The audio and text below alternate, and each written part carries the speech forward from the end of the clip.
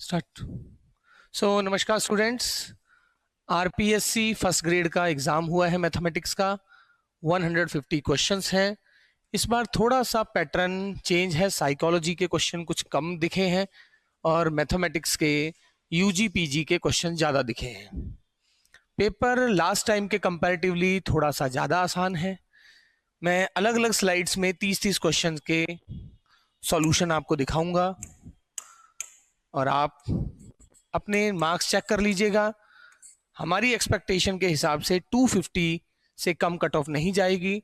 बाकी मैं 1 या 2 दिन में सभी स्टूडेंट से कंफर्म करके कि इनके मार्क्स कितने कितने आ रहे हैं थोड़ा एग्जैक्ट सिचुएशन बता पाऊंगा। तब तक आप सभी अपने आंसर मैच कर लीजिए। हो सकता है कि आपका सेट अलग हो, मेरा सेट अलग हो। इसमें मैंने साइकोलॉजी के क्वेश्चन नहीं किए हैं क्योंकि साइकोलॉजी मैं जितनी जानता हूं मुझसे अच्छा जानने वाले बहुत हैं। तो आप उन्हीं टीचर को फॉलो करें जो हमसे बहुत अच्छा जानते हैं। हमें साइकोलॉजी की एबीसी भी ढंग से नहीं आती है, तो बेटर है उन्हीं को जिसे आप अच्छा टीचर समझते हो आपके पॉइंट ऑफ व्यू से, उनकी आंसर जिस पे आपको बिलीव हो उनके आंसर की चेक कीजिएगा। तो आरपीएससी फर्स्ट ग्रेड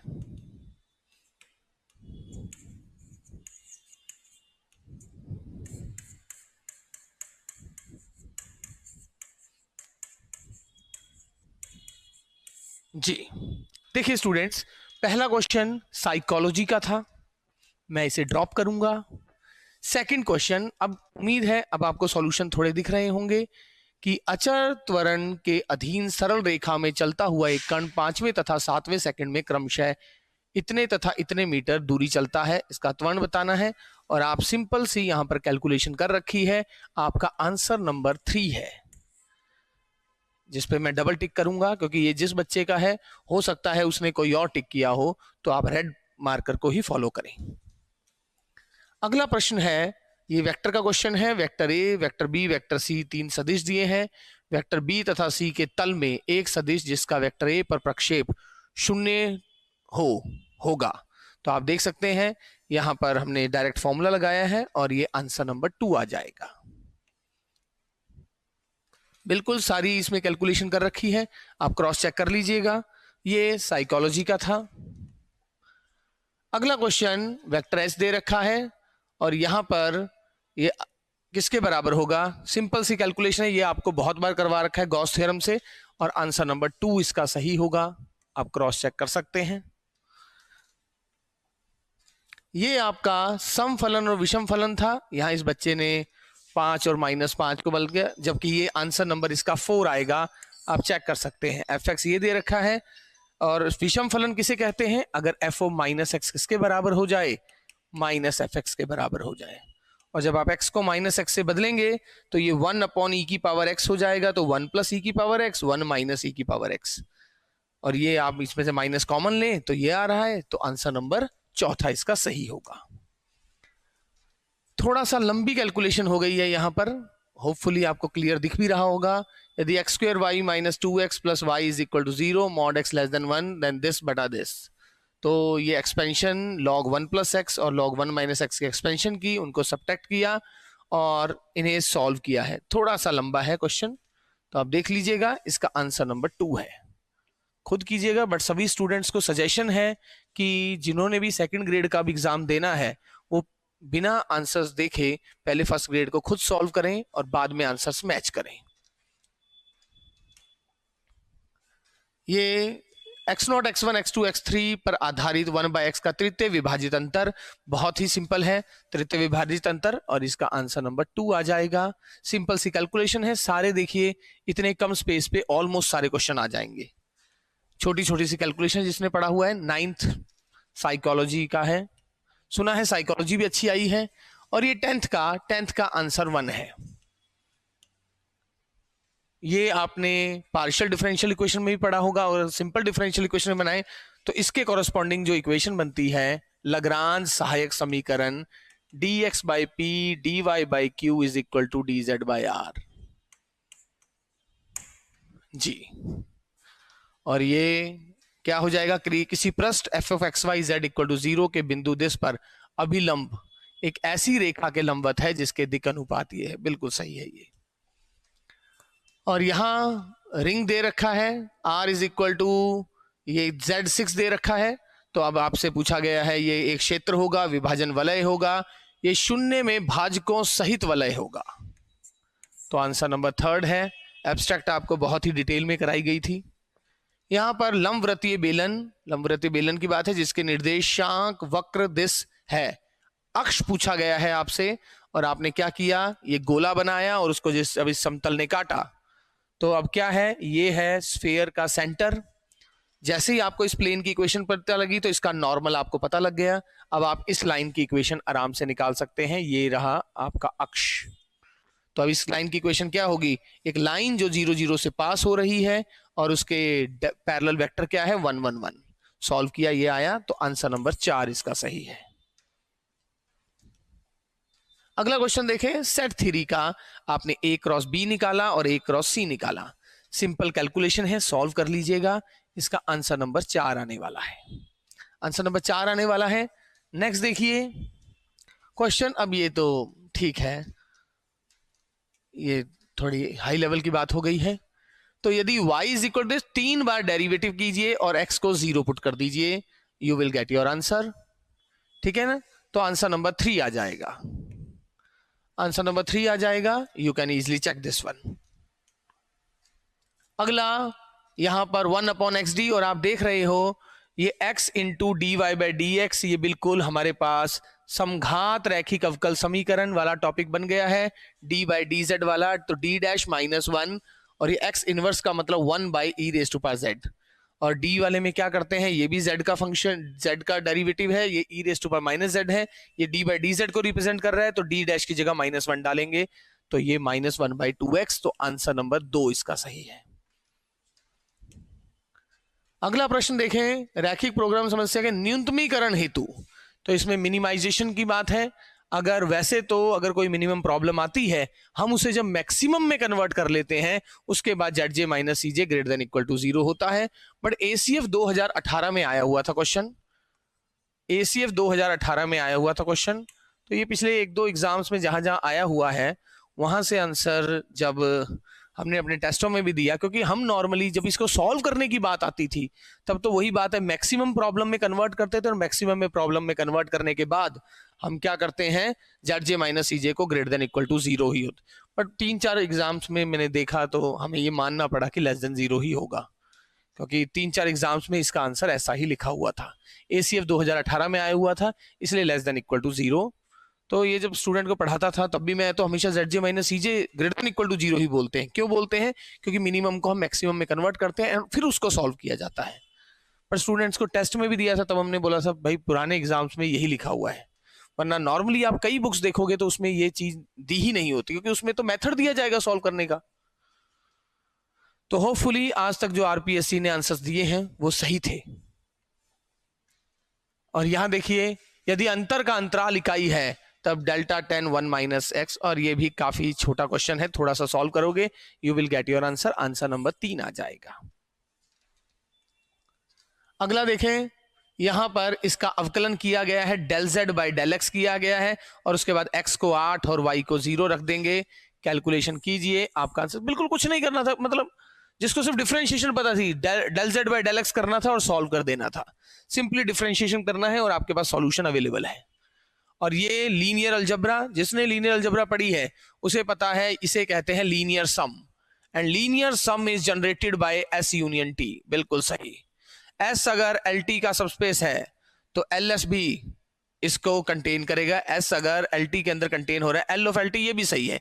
तीनों स्टेटमेंट करेक्ट है, only this one is incorrect.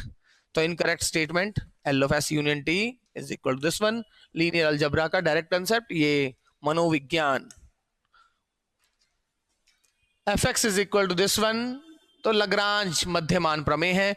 Lagrange मध्यमान प्रमेय में हम क्या करते हैं, f dash c is equal to fc minus fb minus fa upon b minus a, और उसके लिए हम सॉल्व कर देते हैं।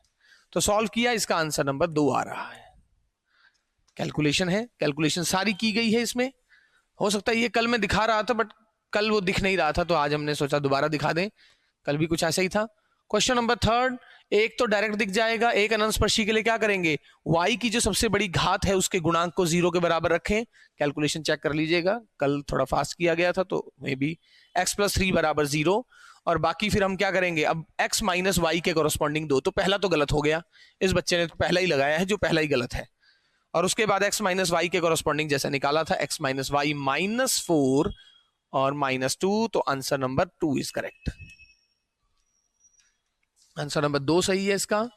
अगला देखिए, direct Sylvester theorem, rank nullity theorem, dimension v बराबर rank plus nullity. Rank plus nullity answer 2 है। ये इसे कहते हैं रैंक नलिटी थ्योरम और सिल्वेस्टर थ्योरम। इससे आसान क्वेश्चन हो ही नहीं सकता। बहुत स्टैंडर्ड रिजल्ट और इस पे बेस्ड क्वेश्चन भी आया है। ये देखिए दिया है, सिम्पसन 3/8 नियम से इसका मान निकालना है। और सिम्पसन 3/8 का नियम आंसर 1 बहुत डिटेल में कराया गया था, तब हम मगर सोच रहे थे इसका कम आएगा, बट अच्छी बात है सेकंड ग्रेड में ज्यादा आना था, इसलिए डिटेल में ही करना पड़ा था हमें। अगला क्वेश्चन, बीजीय संरचना दिस के लिए इनमें से सही कथन कौन सा है? और ये क्या हो जाएगा, ये एक मोनोइड हो जाएगा। तो आपका आंसर नंबर ए सही हो जाए, आंसर नंबर 2 सही हो जाएगा। ओके, अगला देखें, अंतर्वेशन सूत्र है, ये भी बड़ा आसान है। And this one is Gauss backward formula, तो आंसर नंबर 2 इज करेक्ट। अब ध्यान से देखें, सॉल्व करना है ये तो, और ये तो ठीक है, साइकोलॉजी है। एंड क्वेश्चन नंबर 30, और ये रिजल्ट तो खूब पेपर में है, बट इसमें प्रॉब्लम क्या है, उसने FGH नहीं दिया, बट ऑप्शन में जो सही है उसमें FGH है, तो इसका आंसर नंबर वैसे 1 होना है। स्टैंडर्ड रिजल्ट है, वैसे UV की जगह FGH आ गया गलती से।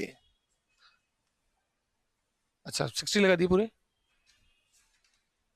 लगाई में fx f'5 दे रखा है, -5 पूछा है। fx एक विषम फलन दिया है, अगर कोई विषम फलन है तो उसका डेरिवेटिव सम होगा, उसका फिर डेरिवेटिव विषम होगा, तो f" -5 क्या हो जाएगा, माइनस दिस। तो आपका आंसर 3 है, और 3 का तीसरा ही ऑप्शन सही है। ठीक है स्टूडेंट्स, हम मिलते हैं क्या कहते हैं 5 मिनट बाद अगली स्लाइड के साथ। टिल देन गुड बाय, अपने आंसर मैच कीजिए। स्टूडेंट्स 31 साइकोलॉजी का है। ओह माय गॉड, कैलकुलेशन बहुत, यहां पर W = 1/z आना चाहिए। इन्होंने क्या बोला है, x = ½ का z समतल में रूपांतरण दिस के अंतर्गत क्या होगा।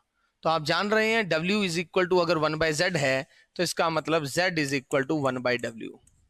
W की वैल्यू लिखी है यहां पर 1/u + iv, और इसे रैशनलाइज कर दिया है, और वहां से x क्या आ गया है, u/u² + v², और x यहां पर हाफ दे रखा है, हाफ से तुलना की और कैलकुलेशन कर दी इधर क्रॉस मल्टीप्लाई करके, और आपका आंसर नंबर 3 आ गया है। थोड़ा क्लियरिटी इसमें थोड़ी सी कम है इस वाले में। ये है न्यूनतम नियतन समस्या का जिसका मैट्रिक्स निम्न का होगा, और हमने जब चेक किया तो आप देखिए कि सभी के आंसर 20 आ रहे हैं। इसका टोटल आंसर भी 20, इसका भी 20 और इसका भी 20, क्योंकि एक ऑप्शन उपरोक्त सभी भी है। तो ऑब्वियसली बात है, जो नियतन समस्या है ये मिनिमाइजेशन प्रॉब्लम है, आपको ऐसे असाइन करना है कि आपका मूल्य कम से कम हो। जब सभी का मूल्य 20-20 है तो वो सारे के सारे बेस्ट मेथड हो गए। तो चौथा आंसर आपका सही है, सीधा आंसर सही देख लिया था। और यहां देखिए g ऑफ fx का डेरिवेटिव किया और उसमें वैल्यू पुट की है, simple. Third question, third answer है इसका। अगला क्वेश्चन देखें, यहां पर समीकरण दिस द्वारा निरूपित एक रेखा की प्रवणता की दूसरी रेखा, मतलब ये पेयर ऑफ स्ट्रेट लाइन दे दी है, और पेयर ऑफ स्ट्रेट लाइन में फॉर्मूला होता है, जिन दो रेखाओं को ये दर्शाता है उनके स्लोप का टोटल है -2h/b और प्रोडक्ट है a/b। और एक अगर दूसरे का डबल है तो m1 का नाम अगर m दूं तो m2 हो जाएगा 2m, तो उनको जोड़ दिया और गुना कर दिया, वैल्यूज को इधर उधर पुट किया है, और मेरा आंसर नंबर 4 आ गया है। क्वेश्चन नंबर 36 में बहुत आसान है, ABC दोनों के लंबवत, ABC तथा C दोनों के लंबवत है तथा वेक्टर B व C के बीच कोण 30 डिग्री है। तो आप देखिए, आप सॉल्व करेंगे, A B के भी लंबवत है, C के भी लंबवत है, तो वेक्टर 1 इसके बराबर हो जाएगा B × C/, mod B cross C. Solve करेंगे तो आप देख रहे हैं बी क्रॉस सी का आंसर हाफ। अच्छा, ये हाफ है और ये अपॉन में है, तो ये अपॉन यहां आ जाएगा और ये ट्वाइस हो जाएगा। ये थोड़ा मिस्टेक हो गई होगी, तो आंसर नंबर 3 है इसका इंस्टेड ऑफ 2। इसका आंसर 3 है। तो अब अगला क्वेश्चन देखें। ठीक है, ये देखिए टेंसर का, इसमें नंबर 1 इनकरेक्ट है और इन्होंने गलत पूछा है। एक्सप्लेनेशन दे रखी है। अगला क्वेश्चन देखिए, इनमें से कौन सा प्रश्नवादी फलन नहीं है। प्रश्नवादी के लिए क्या होता है, वो लाप्लास समीकरण को संतुष्ट करना चाहिए, और इसमें पहले वाला लाप्लास समीकरण को संतुष्ट नहीं कर रहा, तो बाकी हमने क्रॉस चेक भी नहीं किए।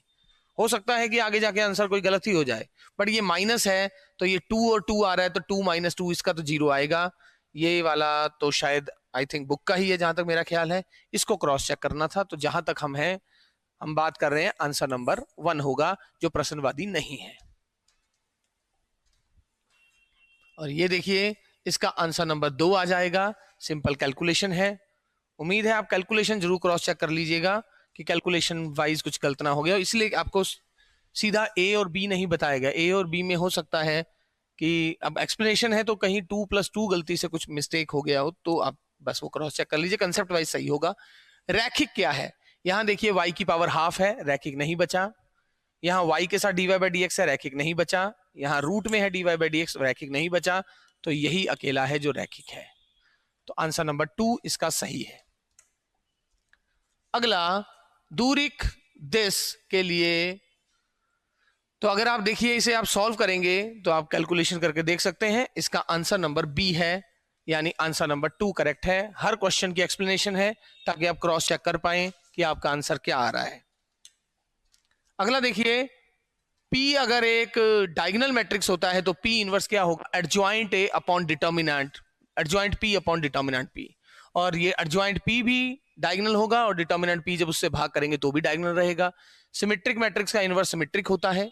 आप ये प्रूव कैसे करते हैं, PP inverse equal to I करके, और दोनों साइड ट्रांसपोज कर देंगे, आ जाएगा आपका आंसर।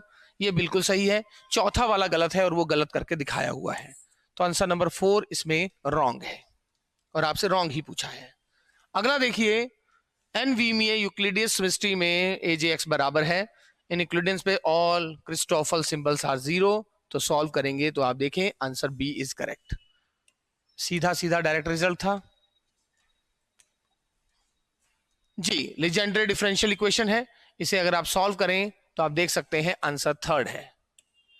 ये सेकंड ग्रेड के काम का नहीं है, बट फर्स्ट ग्रेड में है, तो सेकंड ग्रेड वाले से ना देखें। यहां देखिए डबल इंटीग्रेशन है। यहां पर कुछ बच्चे हो सकता है इसे क्रम परिवर्तन में लग गए हों, बट ये देखिए 0 to x² यानी y की लिमिट है, और यहाँ e⁻y है। इसका समाकलन इजिली हो सकता है, समाकलन करेंगे तो e - 2 is correct answer. So answer number 3 is correct. So अब देखिए, ये तो क्लास में करवाया हुआ है क्वेश्चन। यहां पर देखिए किसी ऑप्शन में ए नहीं है, तो मैंने ए को तो हटा ही दिया। वैसे तो लंबा भी कर सकता था, बट ठीक है, जल्दी आंसर की बनानी थी। डी सब में लिखा हुआ है तो डी को 1 कर दें, ताकि उसकी इंपॉर्टेंस भी गायब कर दी। और एन को कुछ भी पुट कर दिया, 2 पुट किया, तो 0 से लेके 4 तक टर्म, और उसका मीन डेविएशन अबाउट मीन यानी माध्य विचलन माध्य से निकाला, सॉल्व किया तो 6/5, जो कि केवल 2 में मैच कर रहा है, बाकी सब गलत है। कैलकुलेशन कर सकते थे, मगर ठीक है, ये हाई लेवल की बात है। और यहां देखिए P5x Q3x बराबर है, ये किसके बराबर है, जहां पर इनकी स्टैंडर्ड जो नोटेशन है, आप सॉल्व करेंगे तो 9/20x। अगला क्वेश्चन देखें, कैलकुलेशन देख लीजिएगा, हर क्वेश्चन का सॉल्यूशन दिया हुआ है इधर। वक्र R के बिंदु लैम्डा इक्वल टू 1 पर स्पर्श रेखा का समीकरण, स्पर्श रेखा का समीकरण, और यहां पर आंसर नंबर 3 आ रहा है। ये बिल्कुल इनको मत देखिएगा, ये जो मैंने लाल मार्कर यूज किया है, मैंने फिर कहा है, अब इस विद्यार्थी ने कुछ भी कर दिया है, इसने तो सारे आंसर। तो ए थैले में 2 सफेद 3 काली, ये रहा ए थैला, बी थैला, और फिर आपको इस थैले में से एक गेंद निकाली और वो काली निकली, तो काली गेंद निकलने की प्रायिकता निकाली। और अब ये क्वेश्चन उल्टा घूम रहा है, तो बताइए जो काली गेंद निकली है वो बी थैले से निकली है। ये बेस प्रमेय यानी इनवर्स प्रोबेबिलिटी का क्वेश्चन है। इसका आंसर आया था 25/52, पर इन्होंने 3 से गुना करके दिया है, तो आंसर नंबर 2 सही है इसका। अब ये था मैंने आपको पहले ही बताया हुआ था कि इंटीग्रेटिंग फैक्टर एक ऐसा फैक्टर होता है जो किसी भी अयथार्थ अवकल समीकरण में गुना करके उसे यथार्थ बनाता है। तो पहले डिफरेंशियल इक्वेशन को मैंने m d x plus n d y बराबर 0 के फॉर्म में लिख दिया। जब पहला 1/x² इसमें गुना करके देखा तो देखा ये एग्जैक्ट आ रही थी, 1/y² भी एग्जैक्ट आ रहा था, और 1/xy देखा तो वो भी एग्जैक्ट आ रहा था, दोनों 0। तो चौथा हुआ, बट चौथा भी मैंने क्रॉस चेक कर लिया था, तो चौथा ही है जो इंटीग्रेटिंग फैक्टर नहीं है। अगला देखिए, P 3x3 का मैट्रिक्स है जिसका सारणिक का मान 10 है, P का डिटर्मिनेंट 10 है, तो Kp क्या होता है, k⁻n डिटर्मिनेंट P, तो -27 गुना 10 -270, आंसर 2 सही है, बिल्कुल सही है। यहां देखिए, समीकरण दिस को पुनरावृत्ति विधि से हल करने से आपका मूल दिस के प्रतिवेश में अभिसारी होने के लिए किस रूप में लिख सकते हैं, और सॉल्व किया तो कुछ क्वेश्चन एक दो तो एग्जाम में छोड़े भी जा सकते थे, अगर आपको लग रहा है कि यहां पर वो लेंथी हो गया है तो। 55 क्वेश्चन 56, एक त्रिभुज एबीसी, तो आप देख सकते हैं निरूपित बलों का परिणामी परिमाण व दिशा में बराबर होगा। आप इसको कैलकुलेट करेंगे तो बिल्कुल सीधा दिख रहा है, आंसर नंबर 4।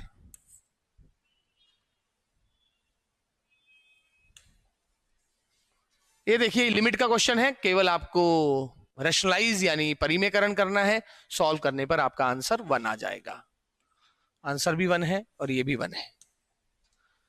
यहां पर देखिए सीधा जब x 1 से लेके √2 तक होगा तो x² 1 से 2 तक होगा, और ग्रेटेस्ट इंटीजर के अंदर अगर 1 से 2 है तो आउटपुट 1 आएगा। तो e की इंटीग्रेशन किया तो ex आ गया, 1 से √2 तो √2 - 1 इंटू e, तो आंसर नंबर 3 इज करेक्ट। कोई मिस तो नहीं। तो log 1 + x/x 1/x log 1 + x की एक्सपेंशन कर दी, इसका समाकलन किया, और ये एक्सपेंशन आपको पता है π²/6 होती है, 1/2² कॉमन, π²/6, तो π²/12 आंसर आ गया, आंसर नंबर 1 सही है। आगे देखिए, यदि वेक्टर ए अवकलनीय सदिश बिंदु फलन है तो आप इसको अगर सॉल्व करेंगे तो इसका आंसर नंबर 1 आ रहा है,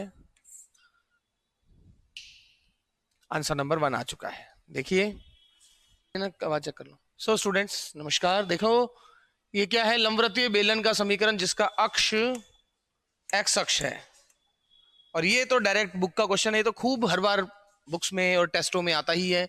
वहां पर बुक में जो क्वेश्चन है उसमें z एक्सिस लिखा है और x² + y² है, तो डायरेक्ट रिजल्ट है, आंसर नंबर 1 इज करेक्ट। अगला, ये भी हर किसी बच्चे को डायरेक्ट रिजल्ट आता होगा, जिसका इवोल्यूट निकालना था, और ये आंसर नंबर 4 सही है। काफी क्वेश्चन इस पर ग्रेजुएशन और पीजी खूब आया है, 11th 12th 50 तक सिमट गया है। और ये देखिए रैखिक रूपांतरण टी कर्नल निकालना है, कर्नल का मतलब किसका आउटपुट 0 है। तो आप देखें वैसे ऑप्शन से जा सकते थे, 1 0 पुट करेंगे तो 1 0 का आंसर 0 नहीं आ रहा, 1 - 1 का आंसर भी 0 नहीं आ रहा, 0 0 का आंसर जा रहा, मगर कर्नल जो होता है वो डोमेन स्पेस का सबस्पेस होता है। Kernel T is subspace of r² / r here, तो आउटपुट तो 2 टपल का ही आना है, तो आंसर नंबर 3 सही है। ऑप्शन अच्छा बनाया, ये अच्छी बात थी, ऑप्शन ठीक बना दिया था।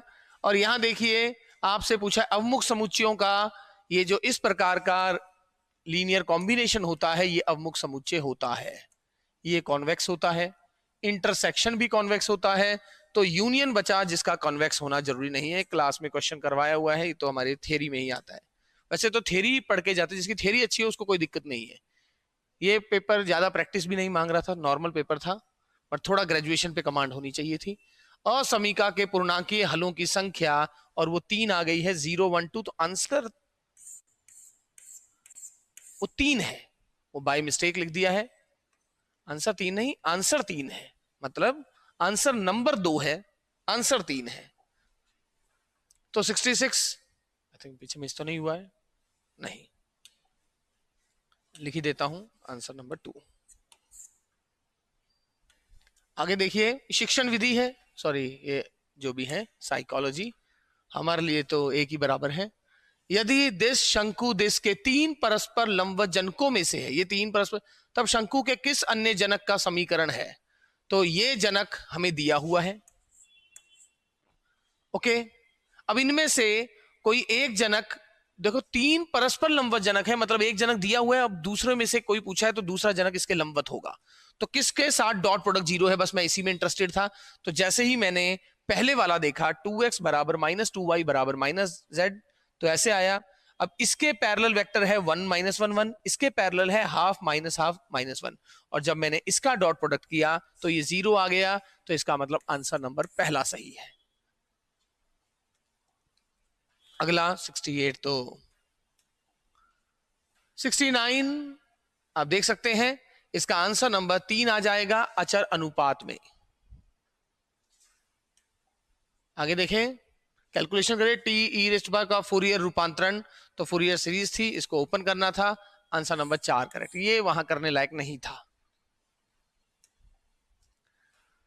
ये तो क्लास का में क्वेश्चन है कि समांतर श्रेणी के, और समांतर अगर एबीसी समांतर श्रेणी में होता है तो 2b बराबर a प्लस सी, लॉग की प्रॉपर्टी लगानी है, इसको सॉल्व करना है। 1 इसलिए 1 हटा देना है, -1 क्योंकि 2 raise to power x exponential function कभी नेगेटिव नहीं होता है। तो 2 रेज टू पावर x 5, दोनों साइड लॉग बेस 2 लगाया, तो आपका आंसर नंबर क्या आ जाएगा, 2 आ जाएगा। 72 जो भी है ये, 73, 74 अब आप देख सकते हैं। तो यहां पर अगर आप सॉल्व करेंगे तो आपका आंसर नंबर 4 आएगा, जो कि 0 आ रहा है। सम्मित क्रमचय ग्रुप S3 के सभी उपसमूहों की संख्या, बहुत इजी है, तो इसका आंसर नंबर 4 आ गया है। आंसर नंबर 4 आया, आंसर 4 नहीं आया है। और यहां देखिए आदमी के निशाना लगाने की प्रायिकता दे रखी है, निशाना 5 बार लगा रहा है। बाइनोमियल डिस्ट्रीब्यूशन यानी द्विपद बंटन से हो जाएगा, और 3 सही निशाना लगने के x का मतलब है नंबर ऑफ सक्सेस। तो यहां पर निशाना लगने को सक्सेस मान रहे हैं, तो सॉल्व करोगे तो क्या आएगा, 10 गुना 4 की पावर 3 5 की पावर 5, आंसर नंबर 1 सही है। तो ये देखिए 0 4 और 0 1 किसी परवलय के, तो ये रहा।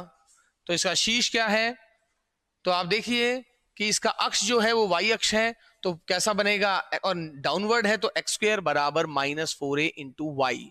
बट यहाँ शीर्ष इसका 0 4 है, तो x - 0 का स्क्वायर -4a y -4।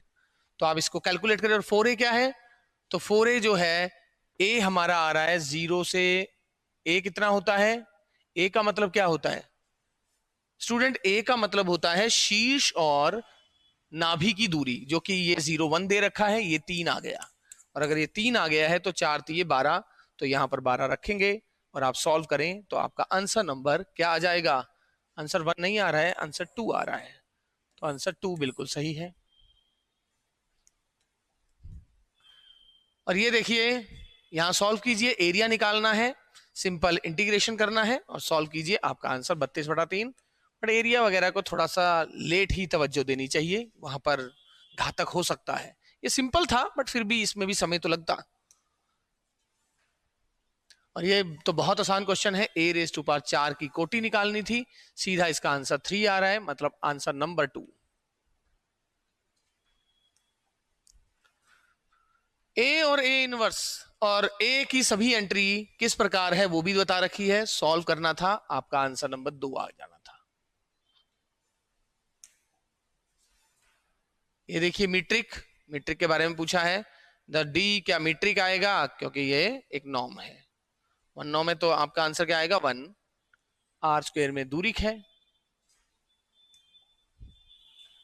परम्यूटेशन, और ये सॉल्व करोगे तो इसका आंसर नंबर 1 आ जाएगा, बहुत आसान है। अच्छा इसका इन्होंने लिखा नहीं, इसका आंसर 0 है, ये शायद उसने मिस कर दिया होगा। अदरवाइज आप ये तो पूरा सॉल्व कर दीजिए, पूरा सॉल्व नहीं करना चाहते तो आप चाहो तो x को 2, y को 4 और z को, क्योंकि इन सबके आंसर डिफरेंट डिफरेंट दे रखे हैं, तो आप कुछ भी अज्यूम कर लेंगे, आपका आंसर इनमें से कोई फिक्स आएगा। मतलब whatever be the value of x y z कुछ भी हो जाए, आपका आंसर क्या हमेशा 3 है, क्या आपका आंसर हमेशा 1 है, क्या -1 है, क्या 0 है। सॉल्व करेंगे तो 0 आ रहा है, वो लगाना भूल गया है।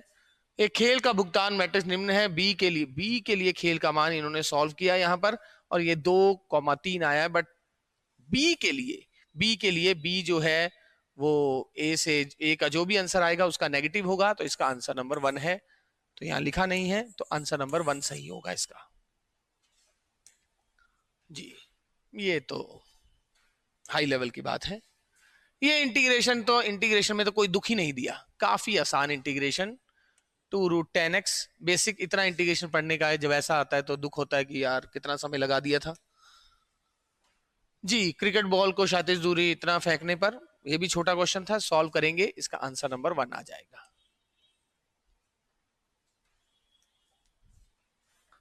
z equal to simple simple सा है, डायरेक्ट स्टैंडर्ड है, तो सेकंड आंसर करेक्ट है इसका। तो सिंपल सिंपल से कुछ क्वेश्चंस हैं।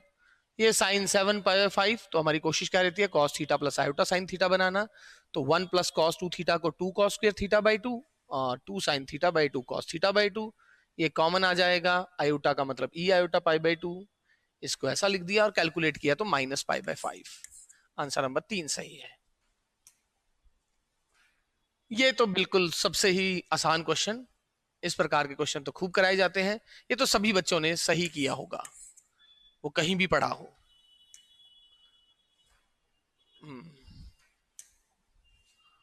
ये देखिए, ये रिलेशन का क्वेश्चन भी बहुत ही सिंपल दे दिया, बिल्कुल बेसिक, कि एक्स और वाई तभी रिलेटेड बोले जाएंगे अगर इनका गुना इर्रेशनल नंबर यानी अपरिमेय संख्या हो और आप सब तुल्य नहीं है। क्योंकि देखिए 2 रिलेटेड नहीं है, 2,2 एस में नहीं है, रिलेशन में नहीं है, क्योंकि 2 गुना 2 जो है अपरिमेय नहीं होता, जबकि सम्मित हो जाएगा। क्योंकि अगर आप a कॉमा बी को सम्मित कह मतलब a कॉमा बी अगर रिलेशन में है यानी उन दोनों का गुना अगर अपरिमेय है, तो b कॉमा ए भी रिलेशन में होगा, क्योंकि उनका गुना भी वही आने वाला है, तो ये सम्मित होगा। सम्मित तो गारंटी है, पता नहीं संक्रामक क्यों लिख दिया है, बाकी तो आराम से गलत थे। समीकरण λ1s1 प्लस λ2s2 बराबर 3D बहुत आई है। λ1s1 प्लस λ2s2 बराबर 0, दो गोलों जिसके प्रतिच्छेद से गुजरने वाले गोले के समीकरण। और आपको पता है s1 प्लस λs2 का मतलब होता है वो सभी गोले जो s1 और s2 के प्रतिच्छेदन से गुजरते हैं, बशर्ते λ -1 ना हो जाए। तो अगर यहाँ λ और माइनस λ2 ये ऐसा रिलेशन आ जाता, तो ये s1 माइनस s2 बराबर हो जाता, जो एक समतल को दर्शाता, क्योंकि आपके एक्स स्क्वायर और वाई स्क्वायर आपस में कटने शुरू हो जाते हैं। तो इसका मतलब ये आंसर नंबर 3 है। 94 नहीं, 95 और 95 में आप कैलकुलेशन करेंगे तो आंसर नंबर 4 है। इस पेपर से भी सेकंड ग्रेड वालों के लिए तो तैयारी करने का एक बहुत अच्छा है कि उनके पास सॉल्यूशन होंगे, थोड़ा देखें आप कैसे कर रहे हो और क्या चेंजेस किए हैं, और इसका आंसर नंबर 1 है जी। और आप देखिए, इसका आपसे पूछा था इसका रेंज क्या है, और मॉड x माइनस 2 जो है आपको पता है, मॉड x माइनस 2 जीरो से लेके इन्फिनिटी तक होता है, माइनस लगाया तो माइनस इन्फिनिटी से 0, फिर 1 जोड़ दिया, 1 ऊपर आ गया तो माइनस इन्फिनिटी से 1, रेंज क्या हो जाएगा 4th। अगेन दिस, उस बेलन का समीकरण जिसके अक्ष y अक्ष के समांतर हैं, ये देखिए मैंने जिसका जनक y अक्ष के समांतर है, तो मैंने बेलन पे कोई पॉइंट लिया अल्फा बीटा गामा, तो अल्फा बीटा गामा से गुजरने वाली रेखा का समीकरण होता है, क्योंकि इसका जो जनक है जिससे ये बन रहा है वो y एक्सिस के पैरेलल है, तो उसके दिक अनुपात हो जाएंगे 0 1 0। तो ये क्या होता है, अब इस पे बेलन पे कोई भी बिंदु किस फॉर्म का होगा, वो इस फॉर्म का होगा। अगर बेलन पे हर के अलग अलग मान के लिए इस रेखा पे अलग अलग बिंदु आते जाएंगे इस जनक पे, माना ये वो के है जो मुझे ये वाला पॉइंट दे रहा है, अगर वो ये वाला पॉइंट दे रहा है तो वो इस कर्व को सेटिस्फाई करेगा। और ये कर्व कौन सा है, जो इन दोनों के प्रतिच्छेदन से मिल रहा है, यानी ये पॉइंट इन दोनों के प्रतिच्छेदन वाले वक्र पे है, मतलब दोनों पे है।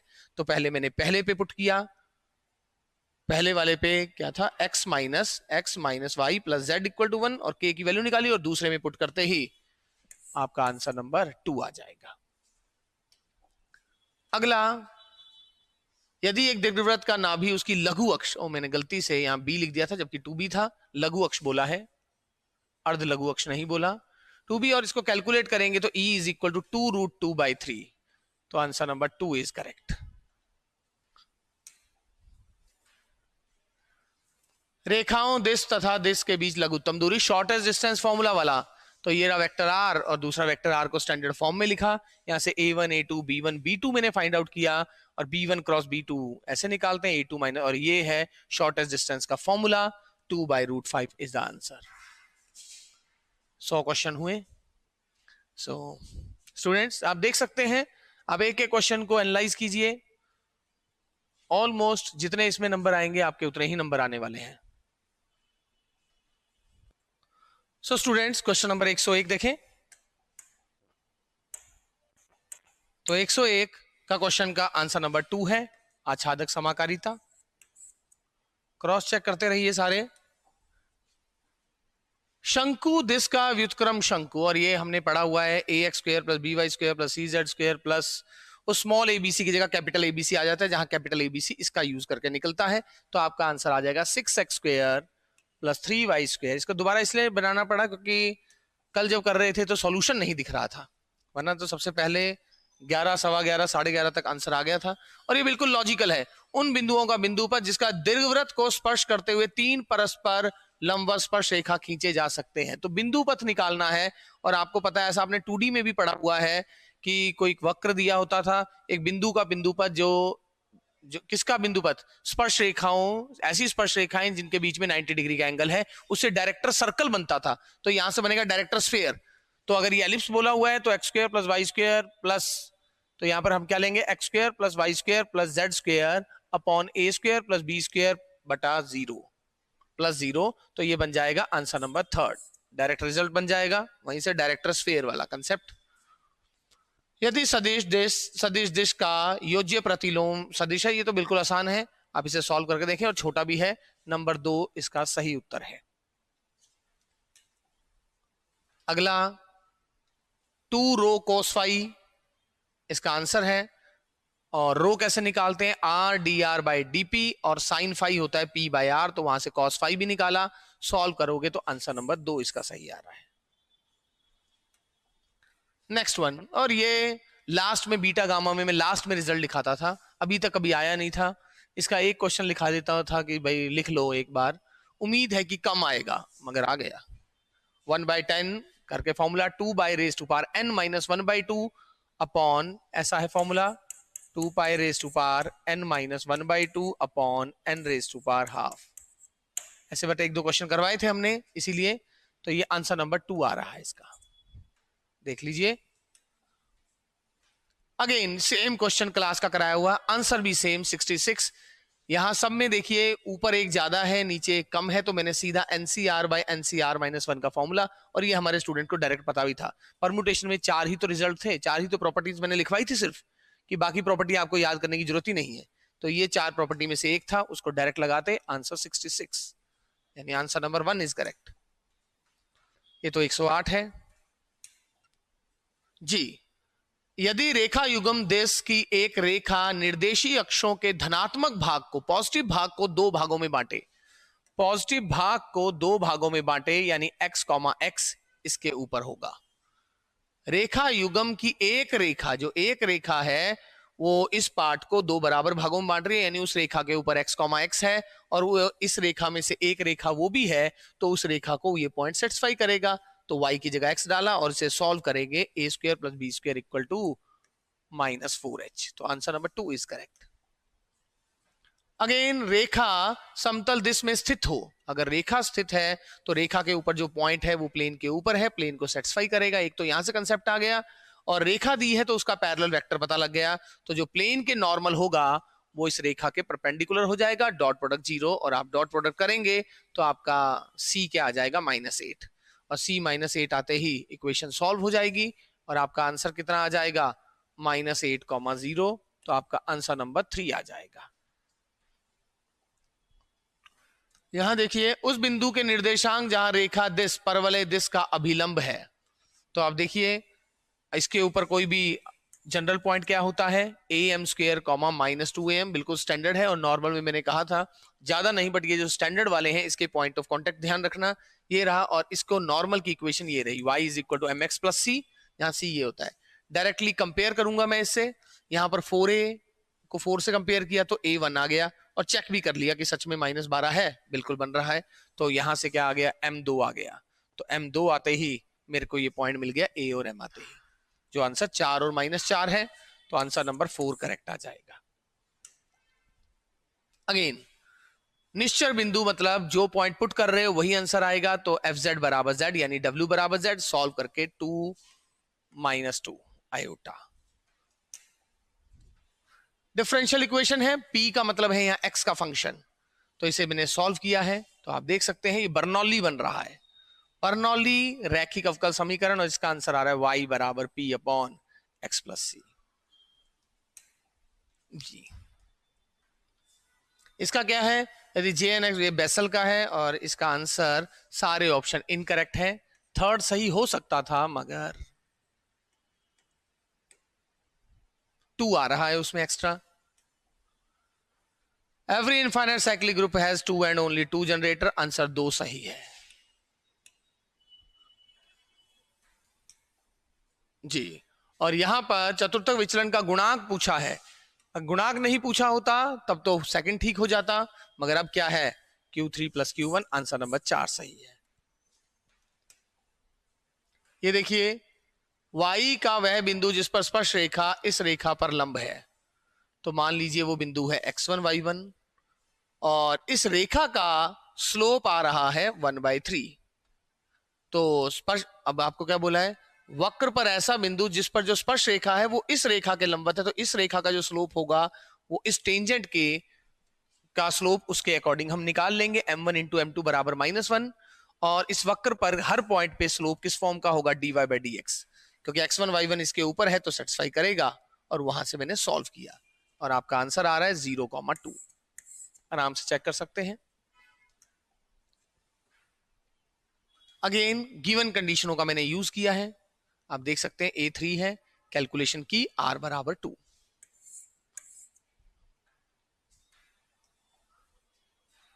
आगे देखिए, ये तो बिल्कुल लॉजिकल क्वेश्चन था। W क्या हो जाना था, √Z है W, और Z अगर R ई आयोटा थीटा है तो W आ गया √R। तो यहां पर अगर त्रिज्या 2 है तो यहां √2 होनी थी, तो इन दोनों में से है कोई, बट थीटा भी आधा हो जाना था, पहली अर्धवृत्तीय है तो अब उसका भी चतुर्थ हो जाना था, तो आंसर नंबर 3 है। बिल्कुल 2 लाइन का क्वेश्चन था, बट सोचना था थोड़ा सा इसमें, ये तो ऑप्शन से ही हो जाना था। YZ समतल में स्थित किस बिंदु के निर्देशांक का योग, किसी बिंदु के निर्देशांक का योग 8 है। YZ पे स्थित है तो ये तो 8 नहीं है, ये 8 है, ये 8 है, ये 8 नहीं है, तो ये दोनों तो पहले ही बाहर हो गए, बच गए इन दोनों में से। और अब जिस बिंदु की बात की है मैंने, रैंडमली एक उठाया 062, वो लकीली वो आ गया, वो नहीं आता तो दूसरा था ही। यदि इस बिंदु की XZ समतल से दूरी, पहले XZ समतल से दूरी निकाली, XZ समतल में Y 0 होगा, तो दूरी कैसे निकालते हैं, 0x + 1y + 0z पे 060 बाय √0² 1² 0, तो 6 आ गया, और ऐसे ही XY तल से दूरी निकाली। अब क्वेश्चन क्या कह रहा है कि XZ तल से जो दूरी है वो इसकी XY तल से दूरी की 3 गुना है, तो ये जो दूरी है वो इससे 3 गुना है, बिल्कुल 062 में ये काम हो रहा है, तो आपका आंसर नंबर 2 आ जाएगा। और 125वां गलत कथन बताना है, और आप देख रहे हैं ए जो है वो इनकरेक्ट है, का प्रत्येक अवयव एक एक अवयव है, ये गलत स्टेटमेंट है, बाकी स्टेटमेंट इनमें सभी सही है। ये डिफरेंशियल इक्वेशन है, आप सॉल्व कर सकते हैं, नंबर 1 सही है। शायद ये बुक का भी क्वेश्चन होगा, जहां तक मुझे लग रहा है, ऐसा याद सा आ रहा है कुछ। कॉम्पैक्ट का नंबर 3 इसमें इनकरेक्ट है, तो आसान है बहुत, डायरेक्ट रिजल्ट है। ए बी इकाई सदिश है, तो सही कथन कौन सा है, और नंबर 4 इसमें से सही कथन है कि वेक्टर ए + वेक्टर बी इकाई सदिश है यदि ए तथा बी के मध्य कोण 2π/3 है। कैलकुलेशन सारा सॉल्यूशन कर रखा है। ये क्वेश्चन थोड़ा सा अच्छा था, नंबर 3 इसमें सही है।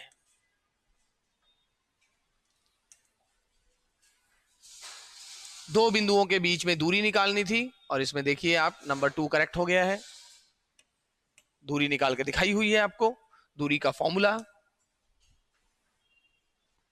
साइक्लोइड का, तो ये तो डायरेक्ट बुक से रिजल्ट है, 4a sin, और मैंने कहा भी था जो स्टैंडर्ड कर्व्स है इसकी तो लेंथ, एरिया, वॉल्यूम, सरफेस ये पता होने चाहिए, ज्यादा नहीं बट जो स्टैंडर्ड नेमिंग वाले हैं 128 तो साइकोलॉजी का है। यहां देखिए 129 का नंबर 4 इसमें से गलत है। जिन्होंने भी अलजबरा पढ़ी होगी उसके लिए भी काफी मजे हैं, काफी पेपर में क्वेश्चन आए थे रिंग के, तो आप जिन्होंने पढ़ा है उनके लिए अच्छी बात है। और ये देखिए ये सीरीज है, सीरीज का टोटल निकाला है आपके सामने, सीरीज कराया होगा आपको, नंबर 2 इसमें से करेक्ट है। और यहां पर सॉल्यूशन है, ये तो दो दो लाइन के हैं, इसमें कुछ है भी नहीं, नंबर ए इज करेक्ट सीधा।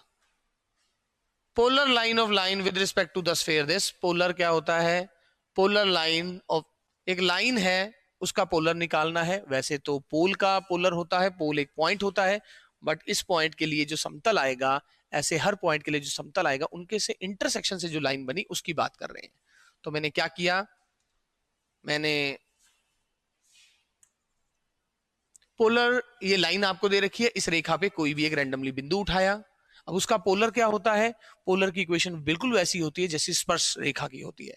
तो x x one plus y y one plus z z one, और उसको सॉल्व किया, इन दोनों के समतलों के प्रतिछेदन से जो लाइन बनेगी वो मेरी रिक्वायर्ड लाइन होगी। और ये कौन सा सेटिस्फाई हो रहा है, minus x plus y minus z minus two और एक्स माइनस वाई प्लस, तो आंसर नंबर 2 इज करेक्ट।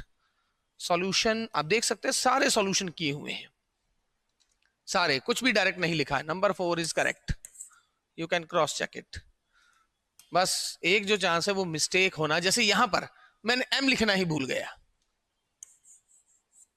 अब वो कल जो बताया था तो किसी बच्चे ने सोचा होगा आंसर गलत बता दिया, वो इतना सारी महाभारत लिखी है इन्होंने, तो उसमें मैं वो एम लिखना ही भूल गया था। तो गिनती में कितने हो गए थे, वो 8, अब हो गए 1 2 3 4 6 7 8 9, तो 9 में से 5 पिक करेंगे, 9c5 into 5 factorial, so your answer number 3 is correct.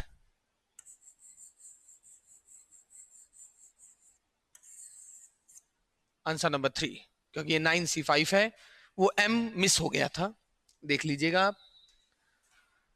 सो 135 का नंबर 1 करेक्ट आंसर है जी। अगेन तो vector quantity, so number 4 is correct, एक सदिश राशि होगा। और यहां पर मैक्सिमम z है 3x1 माइनस दिस, तो इसका जब हम द्वैतीय समस्या बनाएंगे तो वो मिनिमम z की होगी, वो मैक्सिमम z की नहीं होगी। ये दोनों तो, ये तो पक्का ठीक नहीं है, ठीक है ना। इस z डैश को ऐसे मत मान लेना, अगर वो लिखता कि z डैश बराबर माइनस ऑफ zw तो एक अलग बात होती, ऐसा कहीं नहीं, हमें क्या पता z डैश क्या है, हम तो यही मान रहे हैं ये रहा आद्य समस्या और ये रही द्वैतीय समस्या। W तो ये रिप्रेजेंट कर रहा था, उससे अलग Z दिखा रहे थे बस, अब यहां उसने Z डैश नाम दे दिया। खुद थोड़ा ना मान लेंगे कि Z डैश बराबर माइनस Z हो गया, कैसे पता हमें Z डैश बराबर माइनस Z हो गया। तो अब देखिए 4 6 5 एंड माइनस सारे लेस देन है, ये काम और आसान कर दिया। अगर कोई लेस देन नहीं होता तो पहले उससे लेस देन बनाते, बट 4 6 5 एंड माइनस 1 दिखना चाहिए। 4 6 5 एंड माइनस 1, यहां प्रॉब्लम, बाकी किसी में 4 6 नहीं है, हम Z डैश को खुद नहीं मान सकते। हाँ, all are incorrect। अब आप कहोगे सर जो आप कह रहे हो वो जो नंबर 1 है वो वैसा उसका जस्ट उल्टा आ रहा है, तो उसको भाई लिखना पड़ेगा जहां z डैश बराबर, हम आप बिल्कुल अज्यूम नहीं कर सकते कि z डैश क्या है, जहां z डैश बराबर नेगेटिव ऑफ z है, तब मैं कह सकता हूं हाँ भाई अब सही है, ठीक है ना। क्योंकि इसका z अलग चीज है, इसका z अलग चीज है, ये तो z ही अलग है। वहां पर तो ऐसे रिप्रेजेंट कर रहे हैं z विच डिपेंड अपॉन x, z विच डिपेंड अपॉन w। आप z डैश जिसके बारे में कुछ बोला ही नहीं है उसे खुद अज्यूम नहीं कर सकते हो। हमें क्या पता तुम्हारा z क्या है, तुम किसे z कह रहे हो, z डैश कह रहे हो। तो ऑल ऑप्शंस आर इनकरेक्ट। तो अब ये देखिए इन तीनों रेखाओं, क्या ये समांतर है, समांतर तो देखो दिख ही नहीं रही है, स्लोप बराबर होता, बट इन इसका डिटर्मिनेंट 0 है तो आपस में संगामी हो गए। अब आइगन वैल्यू तो बहुत आसान है, एडजॉइंट ए की आइगन वैल्यू क्या होती है, अगर ए की आइगन वैल्यू 0 नहीं है तो एडजॉइंट ए की आइगन वैल्यू होती है determinant A by lambda. Determinant A 7 दे रखा है तो 1 आ गया, नंबर 3 इज करेक्ट।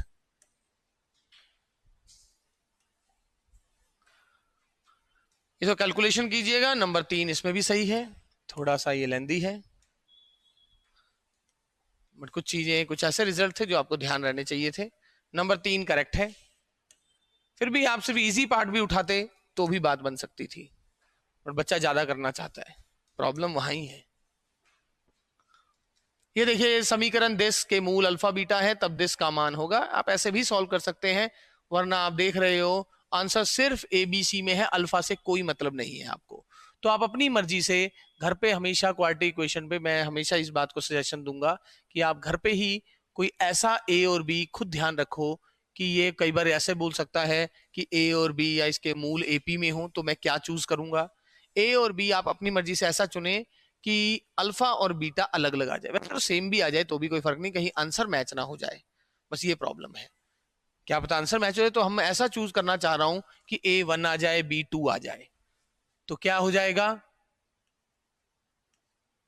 कुछ ऐसा, या जो भी कह लो। यहां पर आप इसे 3x ले लो, इसे 2 ले लो, A3 आ गया, B2 आ गया, तो x इक्वल टू, तो अल्फा आपका 1 आ गया, बीटा आपका 2 आ गया।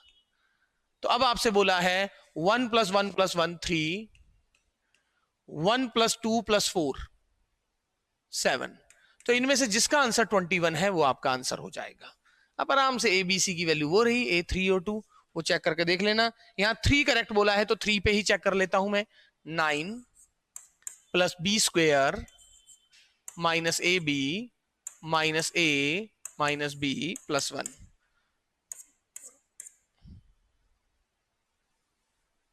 ऐसा है क्या?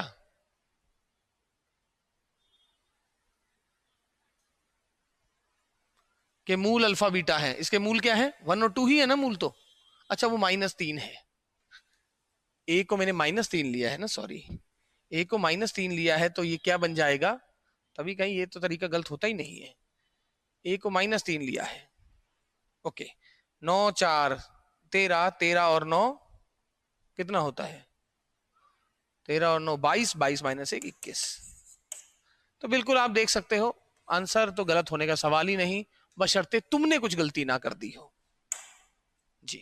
और ये देखिए, ये तो आप कर सकते हैं, cos इनवर्स cos 2π - 3π/4, 5π/4 को ऐसे लिख सकते हैं हम।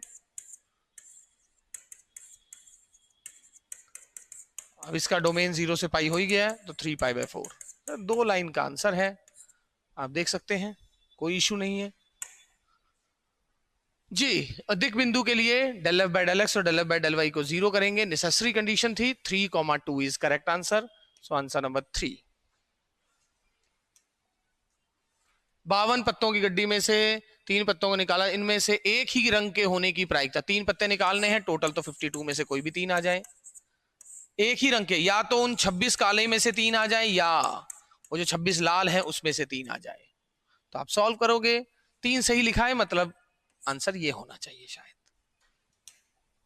और ये तो क्लैरोफॉर्म है, सीधा सीधा सॉल्व हो रही है, y = cx - sin inverse c, तो आंसर नंबर 2। 148 149, ए ऑर्थोगोनल होता है तो इसके हर दो रोज या हर दो कॉलम्स का डॉट प्रोडक्ट 0 होता है।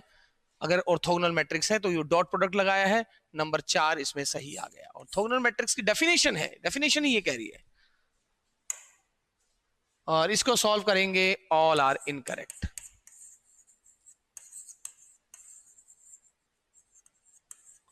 सो विद्यार्थियों, ऑल द बेस्ट। उम्मीद है कि आप सबके साथ बढ़िया ही होगा। बाकी क्या रहती है कट ऑफ, वो अपने स्टूडेंट से एक बार मैं सबसे नंबर जान के फिर आइडिया और लगा पाऊंगा। वैसे मैं 250 से कम नहीं मान रहा हूं इसकी कट ऑफ। तो मिलते हैं, टिल देन गुड बाय।